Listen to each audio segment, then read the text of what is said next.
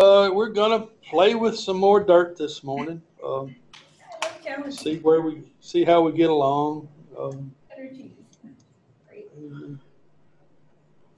But picking up where we left off on Tuesday, talking about soils. Soils. Soils are a home for a great diversity of organisms, and we don't think about soils being a home for different types of organisms, or at least I don't normally think of it that way.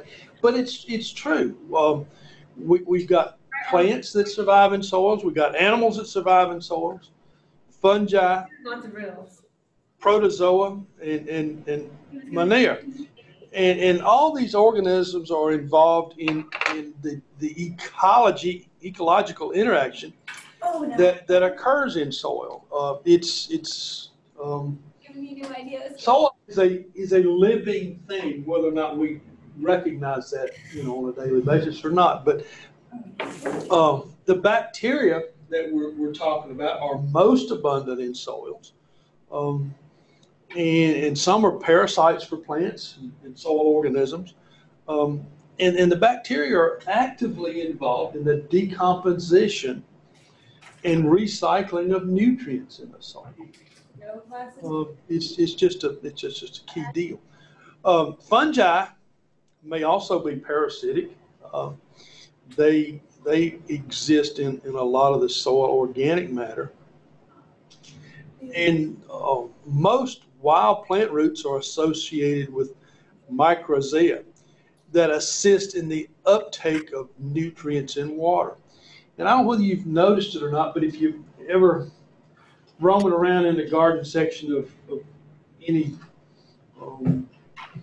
place that carries soils, particularly in the spring, you'll see an assortment of price points on bags of potting soil. Some of it is just plain, bark with a little bit of sand in it. That's usually the cheap, the low-end type product. And then you'll have others that may have an element of much higher organic matter. Some will be a composted product. Some of it will be a product that will contain some manure. And then you'll quite often see the upper end, the upper price point of these bag soils, something that has the mycorrhizae in it. And that's a fungi that is used.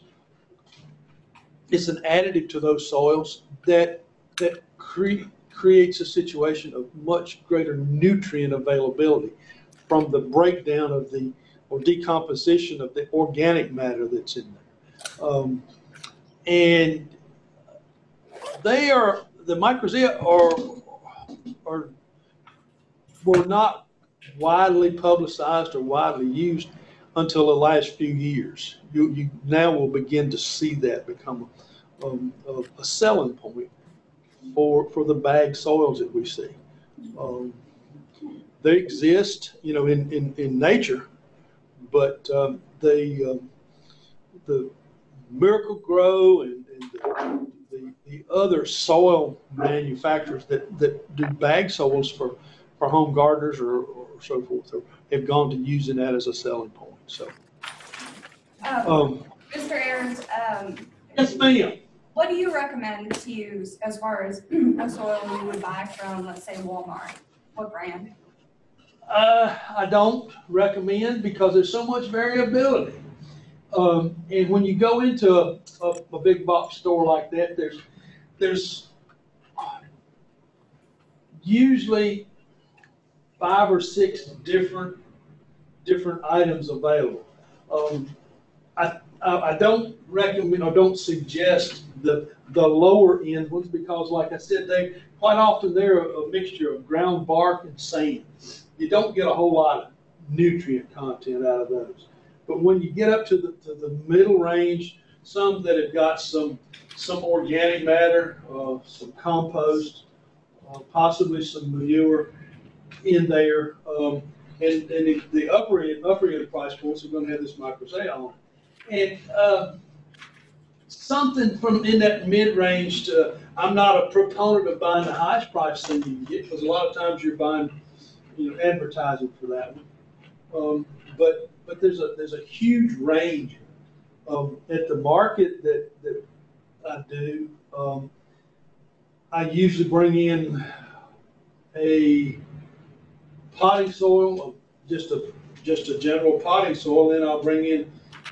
We've had good luck from the sales standpoint of the Black Cow line of products. I'll buy a low-end potting soil, then I'll buy a Black Cow potting soil, which is a little higher price point, and then I'll buy some of the Black Cow manure. And that's been heat treated and composted and so forth, and doesn't have the volume of weed seeds. Weed seeds are something that you got to watch too.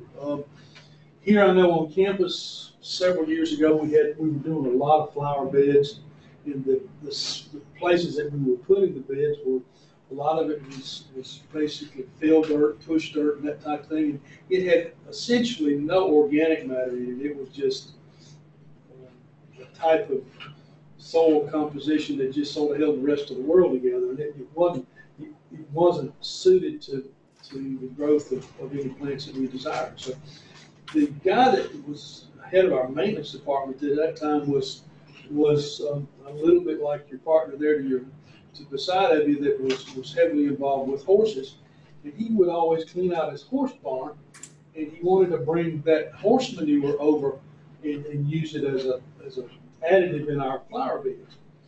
Initially, I thought that was a good idea, but after one spring, I learned that wasn't a positive, because there were so many weed seeds that came through that horse manure, and he wasn't composting it at all. In other words, he didn't let it go through a heat cycle. He'd just clean out his barn and haul the stuff to us. Now, you can use the horse manure as an additive, but you need to pull it out and stockpile it ahead of time and let it go through a couple of heat cycles. Let it heat and steam, and then you turn it and let it do that again, which will greatly reduce the number of weed seeds that you get into. So weed seeds are a problem. None of us like weeds, and they can really increase your level of input for work on flower beds and things like that, depending on where you're doing. Yep. But I didn't answer your question, but I don't. No, you did. I mean, I got it. What you said was good. And I have to second your thing about the horse manure. We did the exact same thing. A horse barn that my wife used to work at. We went there and we got some of their. Right out of the cell also? No, it had been out on the ground, but apparently piled up, but apparently not long enough. I mean, we put it in, mixed it with some soil and dirt and all, and. You have to let that stuff sit pretty good. Granted, the vegetables grew pretty good, but the other stuff growing in between the vegetables was growing pretty well as well. Yeah, it's a wonderful commodity as long as you let it go through a couple of heat cycles and begin to decompose. Now, when you heat cycles, are you talking a day, a week, a month, 2 years? Quite often, I'm talking 2 or 3 months. Okay. It will do just like silage when you bring it out. You pile it up and it will begin to heat from the inside, just like a sawdust pile. Yeah. And on a morning like this, you can see that pile of organic matter out there beginning to steam because of the heat that's been built up inside it. Mm-hmm. And you pile it up, let it rain on it, and let it go through a couple of those, and then if you've got a front end loader or something, turn it, agitate it, and let it go through another cycle like that. It'll generally greatly eliminate those weeds that we do. Okay. I just didn't know how long to eat it. Okay. The longer is better.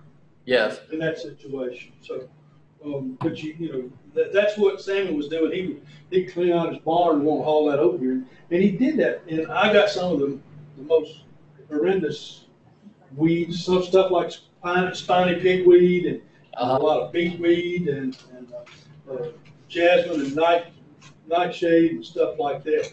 You know, stuff that was neat. You know, you get it started. If you got one that just seedling, it wasn't too bad to get rid of. But let it get a hold. It had a taproot on it, and it was a booger to get rid of. So. But you know, that's all a component of soil, the way we talk about it, and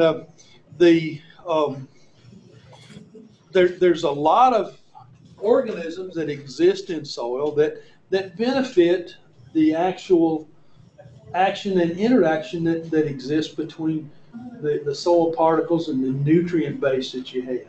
And they're always an element of what we call soil animals. And we don't think about them as you know, as we in our daily life, but we've got what? Moles. No, I'm not talking about them. I'm talking about small animals, little things like nematodes, and mollusks, and arthropods, and little worms and critters that exist in soil. They're animals too. Dirt crabs. Yeah, some of that stuff. You know, all of those are animals that are herbaceous or predators, or you know, little critters that feed on the organic matter that exists in a soil. I didn't know there were any mollusks that actually lived in the dirt. Yeah. Nematodes. Nematodes is a wireworm that exists in a lot of crop fields, particularly in the area where Southside is.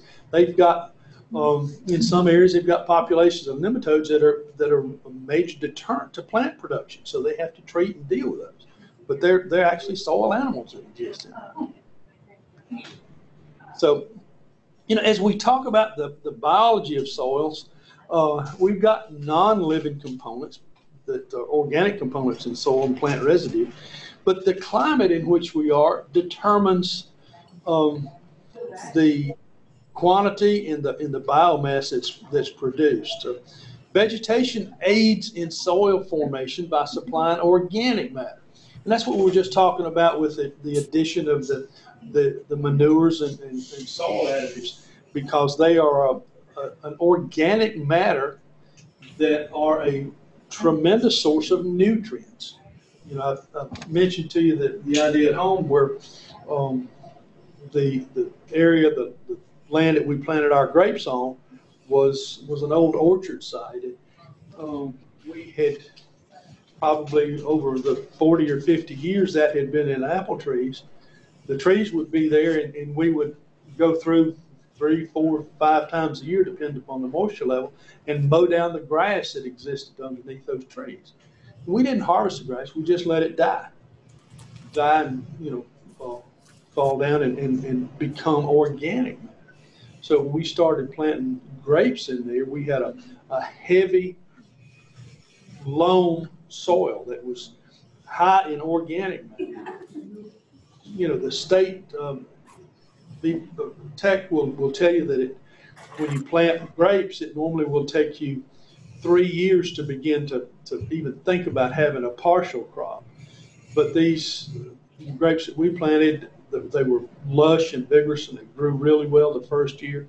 We got about a half of the state average the second year, and the third year that was produced, we got about 130 to 40% of the state average in its third year, which by Tech's prediction, we should have only gotten half of the crop.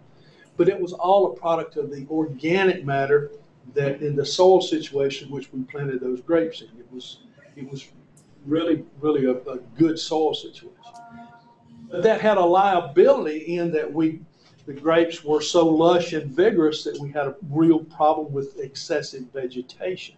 And it took us about 4 or 5 years to learn how to handle that. But the end result of what I'm getting at, we planted those grapes in 1999, and I didn't put a pound of fertilizer on that block until 2010. Not any. There was enough organic matter and nutrients banked in that soil structure to provide all the nutrition that those grapes needed for more than 10 years. So it's that organic matter is just like a bank account for your money. It's a reserve, and it's brought about by the accumulation of organic matter and nutrients over a period of time. And it's if it's handled properly, it can be a long-lasting reserve. And that's one of the things that the folks in Southside do so well, is they rotate their crops and try to maintain their level of nutrition in a given soil. Now, I'm using grapes as an example because it fits really well into what we're talking about. A friend of mine and I started to plant grapes in exactly the same time, and he had bought a tract of land that was about 3 miles to my south and east, and it was a piece of ground that had been rented out, sharecropped for 30 or 40 years before. In all honesty, it wouldn't grow briars. It was just a worn out piece of dirt, and it took him about 5 or 6 years to get any nutrition built up, liming and commercial fertilizers, and he actually spread some mulch and things of that on it, trying to increase the organic matter to begin to get growth in these grapes. So, it's that land had been farmed out basically. The people that had rented it would grow crop after crop after crop, not rotate it, not put on any lime, not put on any fertilizer, and they had exhausted their bank account basically with the way they had used it. Where the ground that we were planting in had tremendous reserves. So. Actually, speaking on this, you know how a while ago when we had initially talked about this, I had told you about how I'd thrown my grass clippings and everything off into a pile and some flowers that had grown in. Mm-hmm. Well, the other week, well, actually last week, I went down over the hill to actually go check on that. There's actually a pine tree growing out of it now. Yeah. It's about 3 foot tall. Yeah, and that was just a seed that got deposited in that. And a pine in that kind of situation, you probably grow that much over the summer. Yeah, that pile had only been there for about a year. It's already 3 foot tall. Mm-hmm. It's in a situation that was very well suited to that. It had good nutrition and good moisture, because that organic matter holds moisture. As we talk about it, we're going to talk about the moisture holding capacity of soils as we get along, and it's the higher the organic matter, the more soil and more water and nutrition it is going to be held. So, and organic matter of a soil is influenced by the rates of accumulation and decomposition of the organic matter. And what we're talking about today, we're talking about the pile of horse manure or your grass clippings. They're two extremes, two different scenarios, but yet they still are an additive to a soil situation. They pretty much help accomplish the same thing. Yeah, different rates, different because of the clippings that you were putting up were very small or fine, and had a lot of surface area that exposed them to water and oxygen, the air, and that creates much more rapid decomposition than the particles of the horse excrement. That's usually a big, lack of a way of describing it, a biscuit type of particle, and it takes a while for that to be broken down unless you physically do it in some way. But yet it's still, the rate of decomposition is dependent upon the size of the particle. Now, had you put some prunings from your shrubs in the yard, that would have had a totally different rate of decomposition because it was more woody and stemmy, and it'll take it maybe 2.5 years to begin to decompose. It's got to dry out and decay before it begins to break down. But it's still full of organic matter. It's a plant product that we're talking about, and it adds to organic matter. We've all heard in our history lessons that the Indians would catch fish and put them in the bottom of the rows that they were planting their corn or their vegetables in. That was a mechanism that they had of providing organic matter and nutrient to their crop. They'd cover that up with soil, and it would decay over a period of time, and provide nutrition to they didn't have any other fertilizer, but they were using that as a fertilizer. Still, it's an organic matter, organic compound that decomposes and becomes an element of the soil. So basically, the dirt loves anything organic that dies in it. Well, let's change your term. The soil. That's the reason we talked about the dirt when we first started talking about this chapter. The dirt is that stain on your shirt, and the soil is this ever-encompassing complex of particles that we're talking about. Just dirt is okay to use, but soil is a much more descriptive term. Yes, you're right. Okay. Decomposition is dependent upon, the temperature. In cold areas and anaerobic conditions inhibit the decomposition of organic matter. In higher temperatures and in moisture conditions accelerate it. So in the type of root systems that plants penetrate down into a soil affect the soil structure and the soil formation. There has been some research done with using canola type crops, turnip type crops, as a plant mechanism to increase the permeability of soils. Increases the amount of water percolation and actually fragments or separates the soil. You can physically do it with a machine called a subsoiler, and you guys down in Southside will use a ripper, is what they call it. That's a bigger machine that's got several different long spike type probes that go down and break up different layers of the soil. But the researchers, particularly with Virginia State, were using canola as a rotation of a crop because it has a long taproot that will go down and penetrate soils and actually cause increase the aeration and the percolation of different types of soils. As we talk about different soils, the topography has a tremendous effect on soils and the way that we have to handle soils. What do we mean by the term topography? Anybody know what go ahead.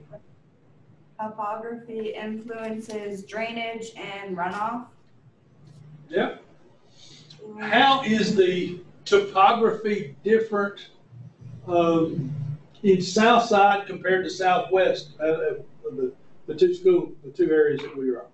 I'm not including Patrick in because we're solid in the middle, but the topography in Southside is more of a rolling hill. Clay? It's a shape of the land. Oh, It's topography. Okay. Right. That's fine. And that's why we talk about it, because quite often I'll use terminology or you'll use terms that may be misconstrued. So topography actually is the lay of the land.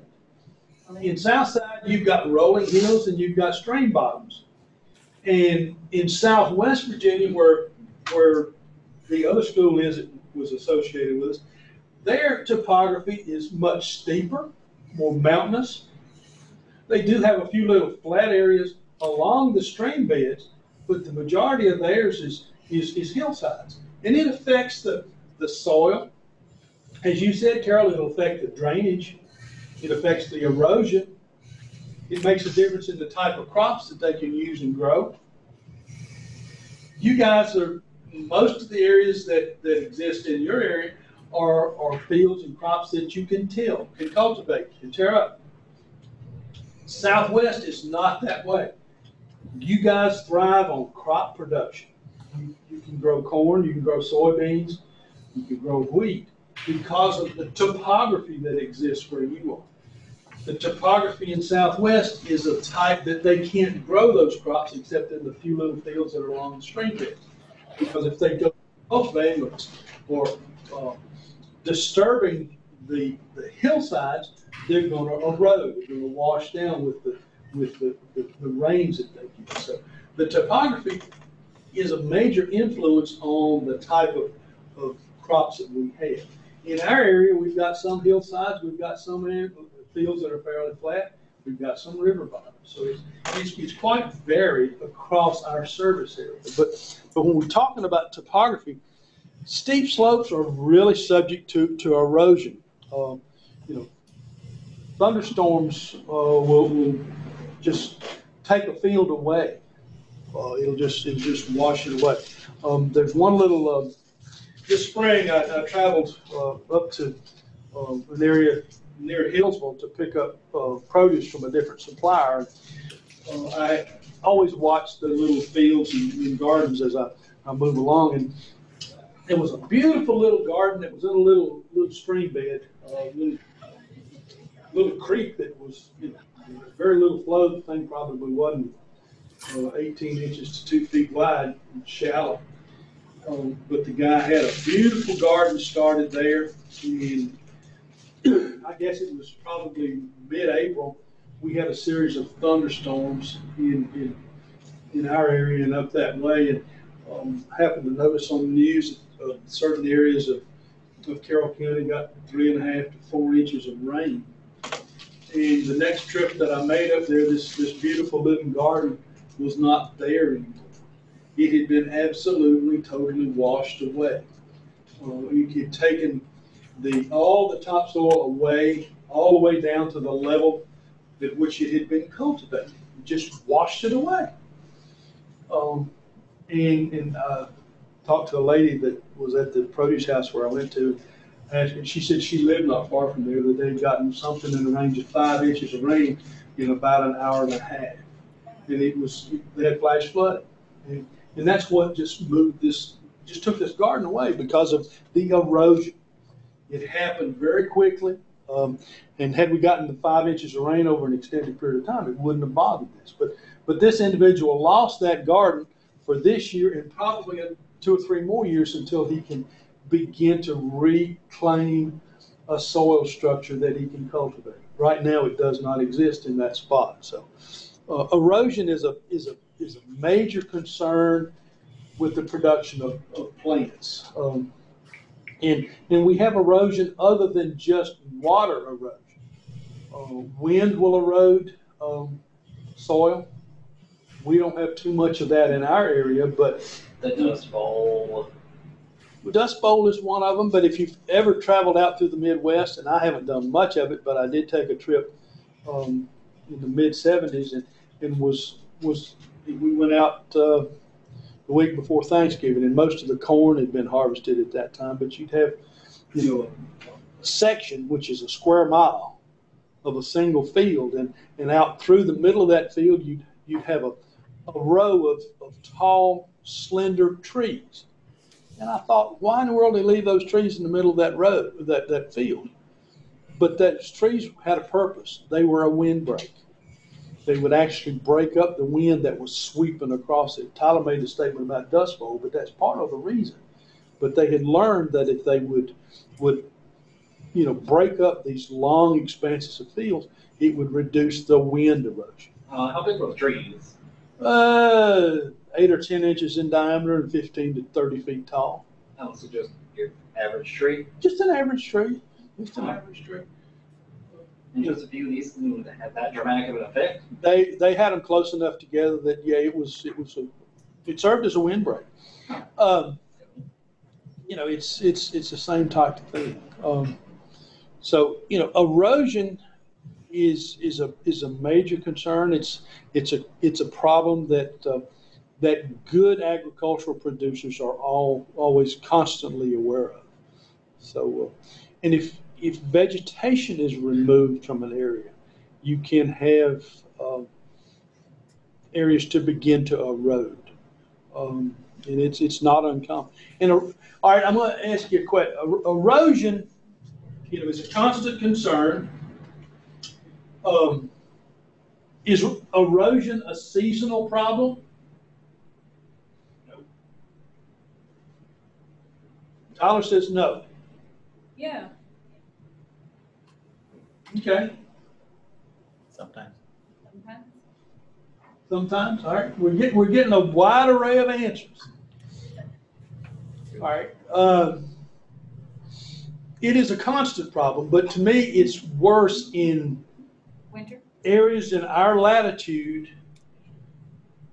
Erosion is a greater problem in the early spring.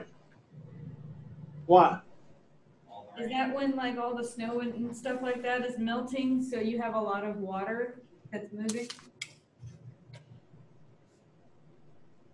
You're partially correct. Yeah, you've got the erosion is caused by the water, but the factor that I'm referring to is the fact that we're coming out of the winter, and during the winter we have freezing and thawing of the upper layers of our soils, and that is a fragmentation that occurs. In other words, that freezing and thawing will begin to, it'll break up and loosen the top uppermost layers. So then when we get that water that you're referring to, Caitlin, that's when you get the removal of those upper layers of soil. So, yeah, all of you were correct, but it's just,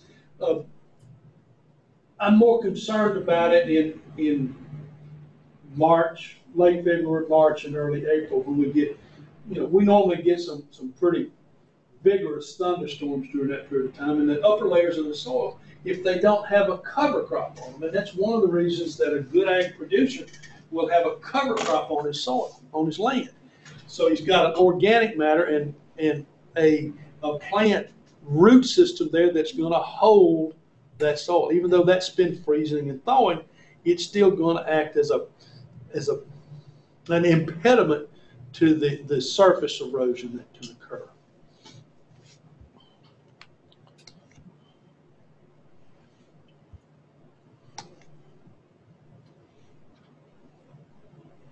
All right, it talks a little bit more about topography and high altitudes and things of that type. High altitudes mean lower soil and lower air temperatures, and they will influence the type of vegetation that exists. And it's not true in our area, but out, in the Midwest or the Western, the Rockies, they have areas that are what's actually called above the timberline. In other words, the elevation's high enough that the trees don't grow. And in that situation, you get extremely low temperatures and low humidity. So, that is more subject to different types of erosion. Those are usually pretty sparsely covered areas. They don't have much of the way. They'll have some grasses on them, but you don't see anything in the way of timber. Well, let's see. All right, that talks about topography. Time is another concern or another factor in the formation of a soil. Hard to decompose rocks such as granite require millions of years to form parent material. It says softer rocks such as limestone require much less. And we talked about this the other day with water actually dissolving limestone rock. It says soils without well-developed horizons are classified as young soils. We talked about what an horizon is, but the parent material of these soils is very dependent upon the age of the rock and so forth as to how well it develops. He talks about the different layers of soils that exist. And the surface layer is called what we call an A horizon, and it's usually where it contains the most of the roots from plants. It's a leach zone that lacks some important minerals, but it contains the greatest amount of organic matter. An A horizon is usually the darker layer of the soils. And there's a figure 7 in your textbook that's got a picture of what we call an A horizon. it's normally the zone of greatest biological activity in a soil profile. The B horizon is the next layer, and it's called a zone of accumulation. It's where plant nutrients, silts, and clays, other materials from the upper layers are leached into this, and they tend to accumulate in this zone. It's usually has less organic matter, but your deep-rooted plants will reach into what we call the B horizon. It's you've got a vertical slice of soil, and you've got these different zones that we talk about, these different horizons. And the C horizon, that's this lower level, and it's generally or slightly weathered material. It is also an area that will accumulate calcium carbonates and other soils. It's not normally really conducive to a lot of plant growth. You don't get a lot of root penetration in there. But when we're talking about the physical handling of these soils, the good ag producers, I noticed some tobacco farmers near us last week had finished harvesting their tobacco, and they had gone through and run a ripper. It was a device that would penetrate 18 to 20 inches into the soil and rip up any compaction that had occurred this year due to the travel of the tractors and vehicles across their land. What they're trying to do is increase the aeration and the permeability of air and water into the lower levels of soils. They want to just rip it up, tear it up. And they do that at this time of the year to let water percolate down, and it will begin to freeze and thaw through the winter and make the soil much more friable or workable when they come back in there to begin to plant a crop in the spring. It's a cultural practice that is widely accepted. It's expensive on the guy to do it because he has to take a fairly large tractor, high-powered tractor, and you can imagine running a chisel through the soil to a level of 20 inches. And quite often they're running 3 of those, 5 of those in a single pass behind the tractor. So it takes a pretty powerful tractor to do it. The one I have at home is just a single spot. We call it subsoiling. They're calling it ripping because of what they do. But it's a normal accepted practice for a good ag producer to do to begin to use their soils. All right, that gets us to the point we begin to talk about soil texture, and we'll save that to begin next week. Talk about soil texture. That's the percentage of different sized particles that are in a soil. So, any questions, concerns, problems, When you were complaints? a plant with a long root that would penetrate further into the ground, are you talking about monocots? Some of them are monocots. A lot of them are dicots. What I was really speaking of there would have been something like canola or rape. It's got a big taproot, Right. basically like a carrot, Right. and they're using those as a rotation for some crops, and they'll actually penetrate down, and as they grow, they'll perform this function of separating these different layers. Right. But it's a rape, or it's a turnip type thing, or if you can envision a long carrot, it's not edible like a carrot, but it performs the same function. Right. Okay. Thank you. Anytime. If you got other questions, let me know. That's what Tom's there for, to answer your questions. Yes. That did it. If you want the wrong answer, just ask me. All right, you guys have a good weekend. Stay warm and dry. Thank you. See you Thursday. See you next Thursday. You remember there's no ag classes, Yep. if anybody came in late. Yep.